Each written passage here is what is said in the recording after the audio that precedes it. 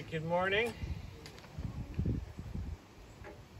Possibly the last of our outdoor services, unless we think we are having such an amazing time outdoors, we want to do more of them. But you've probably all heard the good news that next week we'll be able to be inside without masks. So I never heard it that way. I heard it just outside. I never heard it inside. Well, next week we'll be able to be inside, and I think even a coffee break and everything. Good. So No restrictions as of yeah, Friday. yeah, Well, we'll go amazing. to the store. Don't have to wear your mask anymore. Thank you, dear. You're welcome. You're so welcome. I'll pass along good news to you anytime. So that it is something to celebrate. I think it's going to be a slightly restrained celebration, because on the one hand we'll be celebrating, and on the other hand we'll be thinking of where we still want to be wise and cautious and those things too. So, but hopefully it'll feel a little bit like a celebration next week when we're inside and can be unmasked and sing unmasked and wow, party time, have coffee. Yeah, I can't forget the important things. So that's great. On a sadder note, Peter told me this morning that his son did pass away this week in Calais. So definitely say some prayers for you. And could you remind me his name again? Eric Eric. James Ginger. Okay. Yeah, so sorry. Yeah. So we'll pray in a minute, but we'll pray for Peter in a minute. But let's just say a prayer together, just a short one, the one on the very top of the sheet that I just passed out to you, not the side that says Ephesians, but the other one. It's a short morning prayer from Iona. So if you can join me in saying this prayer out loud. Bless to us, O God, the morning sun that is above us, the good earth that is beneath us, the friends that are around us, your image deep within us, the day which is before us. Amen. And we'll end with that prayer today too. And then, in lieu of some singing, we didn't have a contingent of musicians this morning, unfortunately. But welcome. Come join our group. They're over here too. They're coming from Oh my goodness. I knew I had to watch starting even close to on time, because great to see you, Tony, Matto. Wonderful. So in lieu of music, we'll have one recording after the message this morning. But in lieu of a song at the outset, I wanted to share a poem by Jan Richardson. Some of you have heard me share this poem before, probably in a Celtic service, but it's a favorite of mine. I came across this one in the middle of teaching a module on counseling, and I told the students in the counseling class, if you get this poem, you probably don't need the rest of the class that I'm teaching, because pretty much everything that I'm saying is wrapped up in that poem one way or another. So I'll read this poem, the one that starts, "A Blessing Called Sanctuary" by Jan Richardson. You hardly knew how hungry you were to be gathered in, to receive the welcome that invited you to enter entirely. Oh yeah, sorry, thank you. I should have mentioned to grab one of these. Can you grab one for Tony and Matto as well? Yeah.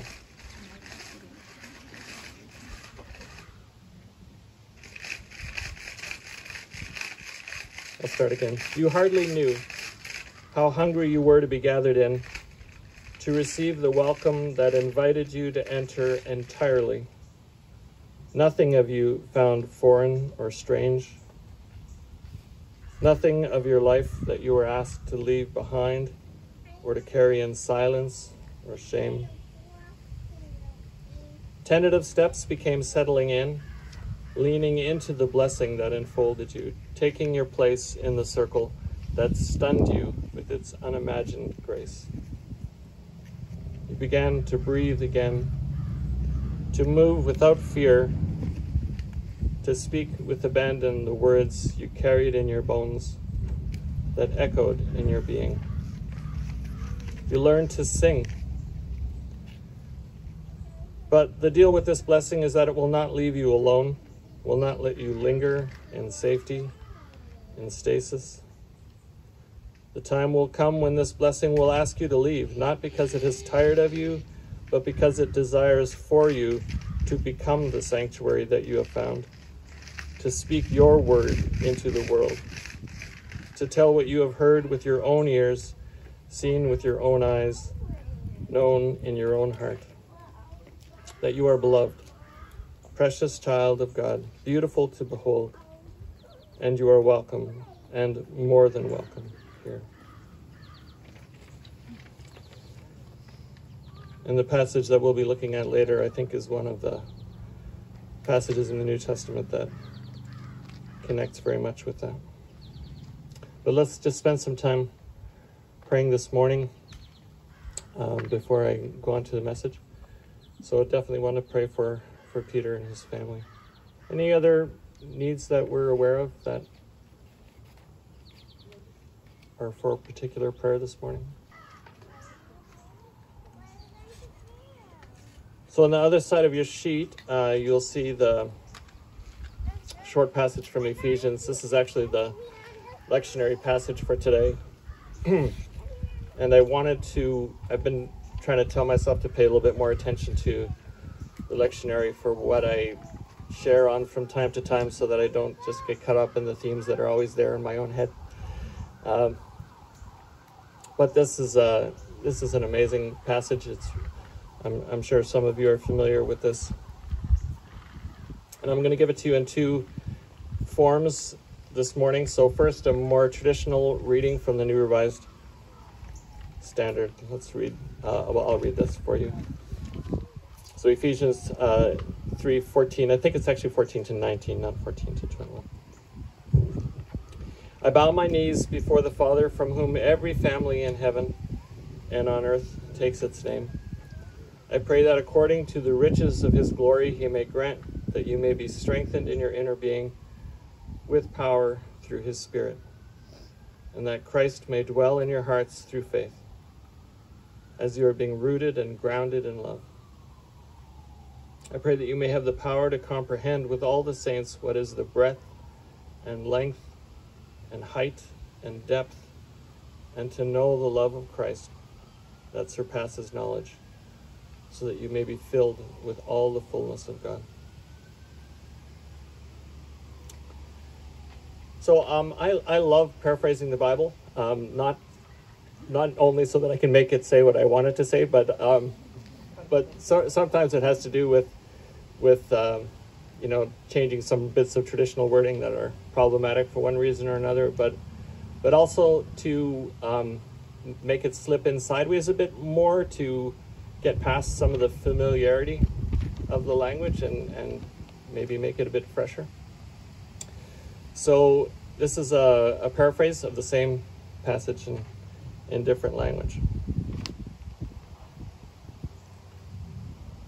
When I come into the presence of the Creator, the one who draws all of humanity together as one family, the mother and father of all, what I most long for from the Creator is this. I imagine that the Creator's Spirit that is in and around each of you will be fully released to make you whole and strong. That the love, the example, and the teaching of Jesus comes so alive inside of your hearts that your trust in God's life and love become like the deep, solid roots of an oak tree. I imagine that each of you fully comes to know, to understand, to trust that the love that Christ revealed to us is completely without limits, stretching as far out as you can imagine and as deep within as possible. This is a mystery beyond comprehension, but just a taste of it lets us know that we are full of God and surrounded by God all the time.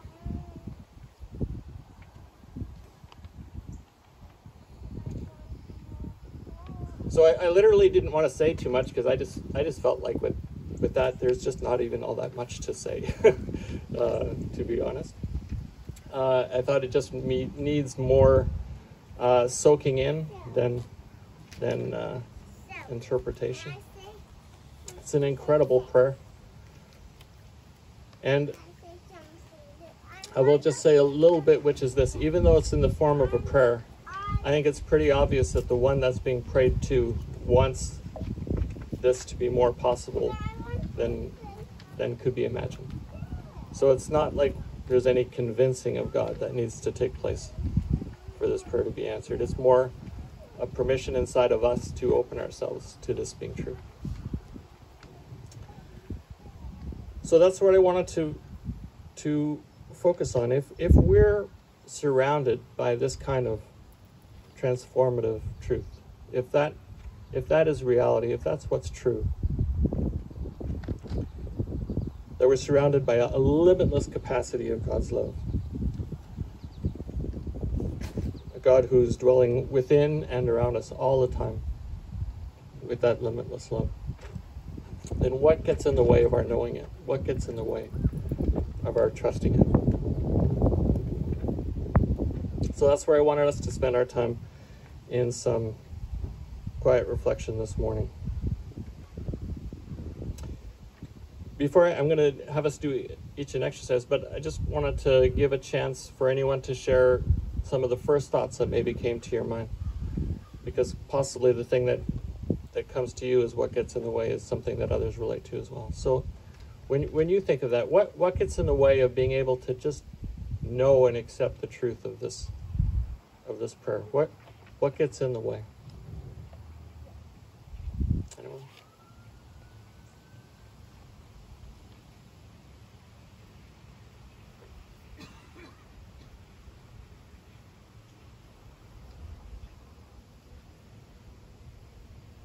Lorna? Thinking that there must be something more I need to do. Okay. We wonder about what more we need to do to make it, as if it's something that we do. Yeah.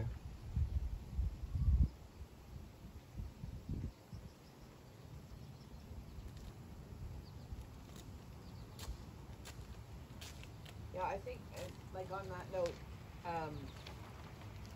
this is unconditional love, and that's, I don't know, it's next to impossible for most of us to do as humans. Yeah. We probably haven't been raised that way or received that message Yeah. from the world. Yeah. So the passage talks about the love being incomprehensible. Maybe part of the incomprehensible is that we know how hard unconditional love is for us. Yeah. So it's hard to imagine.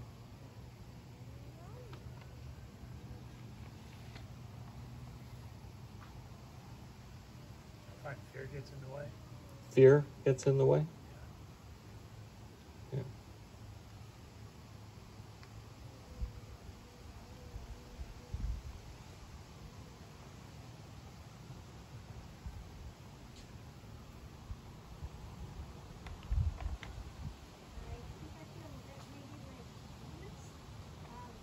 Sorry, a bit maybe like, Like Thomas, I think it was. Okay. I believe, forgive my unbelief. okay, we feel a mixture of believing it and not believing it at the same time. Yeah, because there's the judgment and Yeah. like, where does that fit in? And that has been part of some of that was up in me, although I don't feel that, although I don't believe it, I feel it. Yeah. I don't know. Yeah. One of the things I love about the passage is that it's such visceral knowing that it's talking about. Like, it's such a deep knowing. It's because we all know this, like, we know it, the idea of it, but we don't necessarily know it to settle into it. Or else we know it for other people and don't believe it for ourselves. Yeah.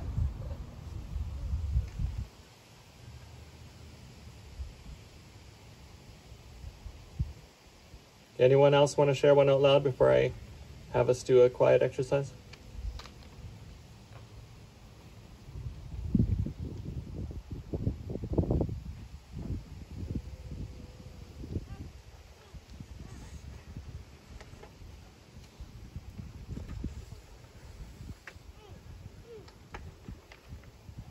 All right, so this is what I'd like us to do. You can see even the instructions written down on the sheet with you. What I want us to do is to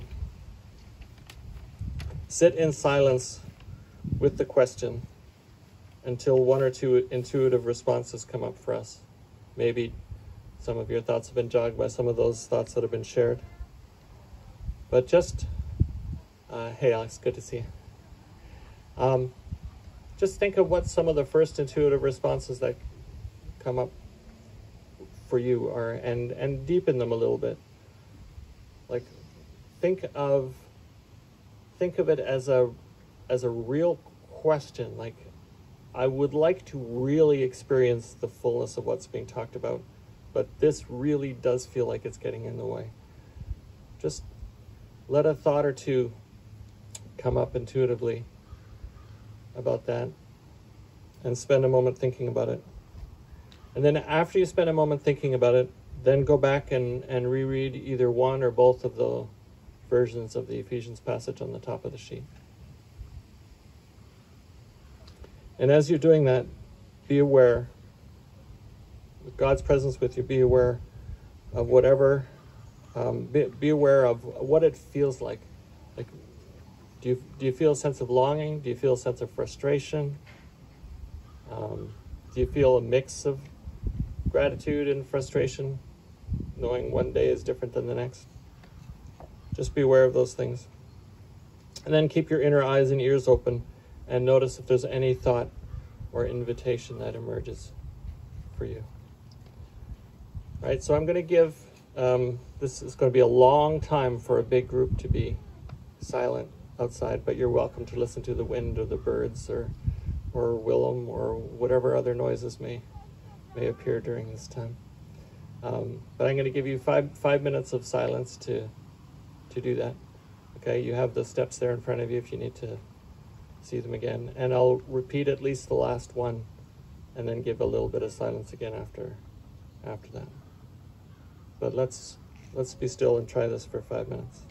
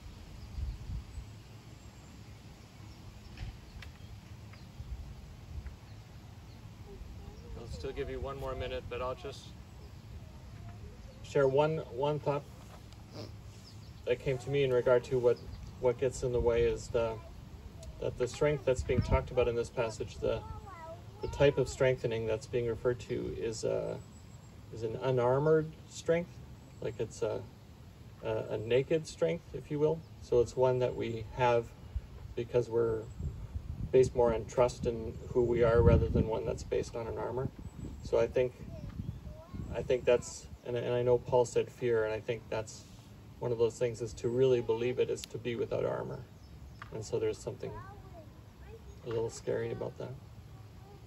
But I do just want to give you one last minute, particularly paying attention to the last step if you haven't already, the thinking of what, in regard to what gets in the way, any new thoughts at all or invitations that come to you in the midst of thinking about what's in the way. So just one more minute.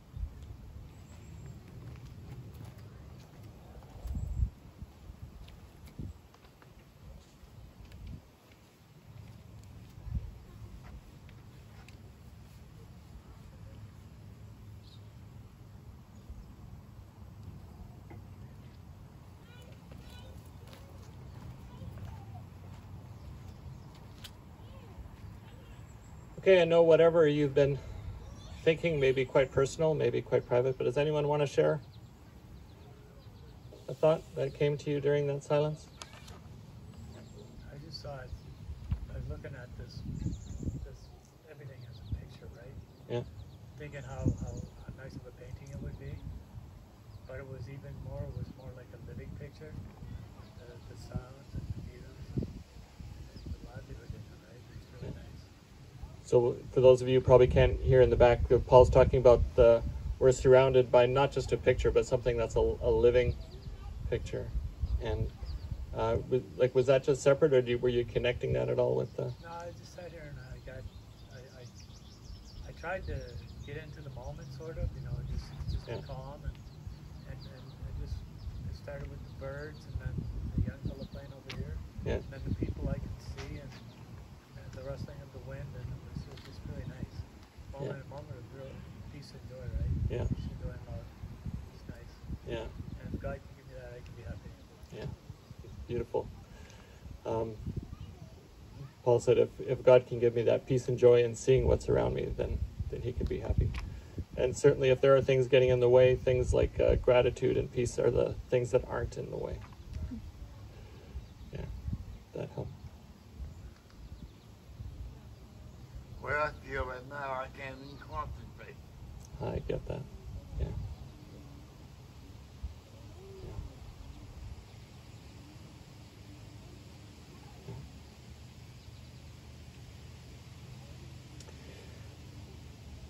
All right, was that yeah?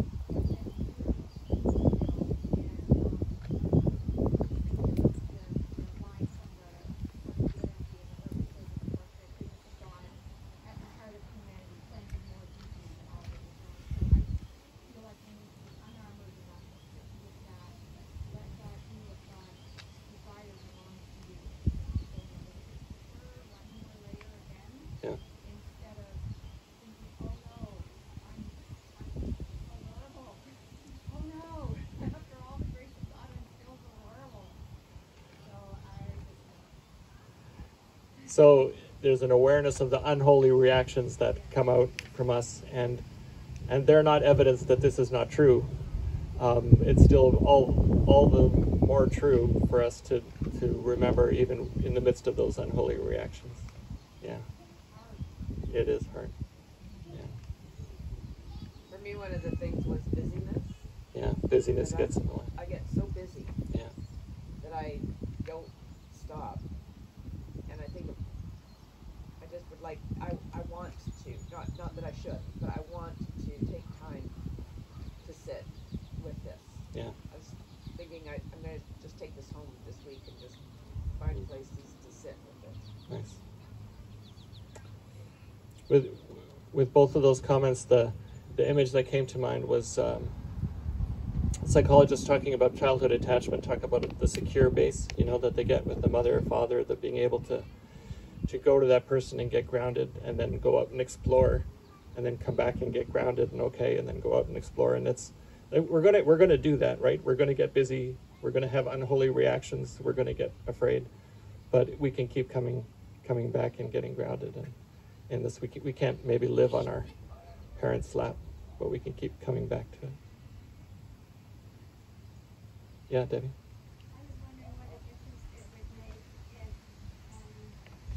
we kept on going back to this as a reminder Yeah. that, about what this is. And I'm actually taken by what it says, Ephesians, it's out of the comprehension. And so, yeah, at least at a deeper level. Yeah. And so as maybe because of it reminding, Yeah. being reminded of this, I'm wondering how that might help. To keep on being reminded and comprehending deeper and deeper, each time, maybe. So I'm going to pull in the back, Dave. I can't pretend to be a Greek scholar because I failed New Testament Greek 45 years ago. I was reading this as if I knew something about Greek, and that is, isn't Greek episodical twice Yeah. and continuous? There's something in Greek that I read somewhere that it's a continuous tense, so the action words are always keep on, continue, rather than just once in a while. So I read this way. I bow my knees before the Father, from whom every family in heaven and earth takes its name. I pray that according to the riches of his glory, he may grant that you may be continually strengthened in your inner being with power through his Spirit, and that Christ may dwell continually in your heart through faith, as you are continually being rooted and grounded in love. I pray that you may continually have the power to comprehend with all the saints, the breadth and length and height and depth, and to keep on knowing the love of Christ that surpasses knowledge, so that you may be continually filled with the fullness of God. So for me, as others, like, I had a long time ago an episode where I really know that Christ loved me, that God loved me. But the challenge is, I keep losing it. To continually know. Yeah. Yeah. Continually in one day, Yeah. continually every time. So we know it's a continual truth, and that's the reminder for you, but we also have to continually remember the continual truth. Yeah. Awesome. Okay, I'm going to play a song. It's an old one some of you might know from Switchfoot that felt relevant to this passage today. Did the phone stay awake and alive for you? No, I need to come wake it up. Just a minute.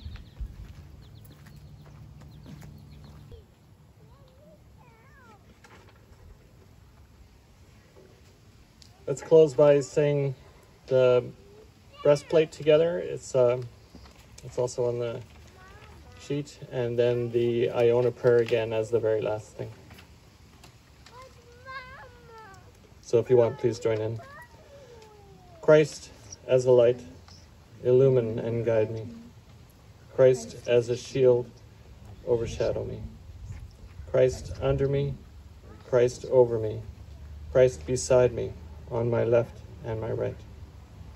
This day be within and without me, lowly and meek, yet all-powerful. Be in the heart of each to whom I speak, in the mouth of each who speaks unto me. this day be within and without me, lowly and meek, yet all-powerful. Christ as a light, Christ as a shield, Christ beside me, on my left and my right. And now again, join me for the Iona prayer. Bless to us, O God, the morning sun that is above us, the good earth that is beneath us, the friends that are around us, your image deep within us, the day which is before us. Amen. Thanks for coming out. Next week, announcement in the back. Okay, going for New River Beach again? 10 minutes to 2? At the parking lot by the trail, the one on the left side. Yeah. All right. Sounds like better weather than last week. Awesome. Well, again, thanks for coming out. Next week, I assume we're going to be inside and without masks, if you're okay with being without masks next week. And there'll probably be some announcements on how we play things, but I'm sure that one of the things that we'll keep urging is if you have any symptoms of concern, or if you've possibly exposed yourself, that's a horrible phrase. If you've been exposed to anything, then you probably should either distance or mask. But otherwise, we'll be without masks, I believe, inside next week. So see you there. Thanks.